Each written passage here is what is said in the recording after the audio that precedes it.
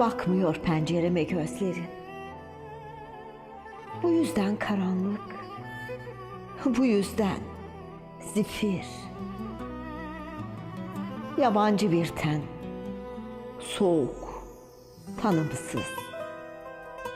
Geceler dilimde esrik saki. Adı yok, esamesi yok güneşin benliğimde. Esamesi yok.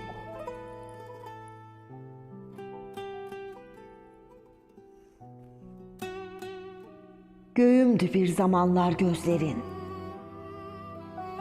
Şimdi düşmüyor ateşi yüzüme. Maye eskitiyorum gölgün tenimde.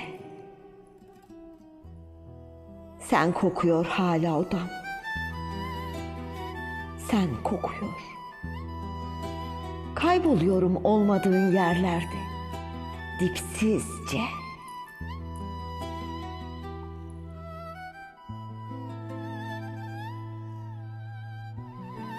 Gezdiğimiz kaldırımlara çökmüş bir sessizlik. Düşmüyor gölgem üstüne. Devşiriyor yollara ayak izlerinde. Parke taşları alışsa da yokluğuna. Ben üşüyorum. Ben düşüyorum değmeyince sesin ömrüme. Değmeyince sesin ömrüme. Gönlünce. Gönlünce.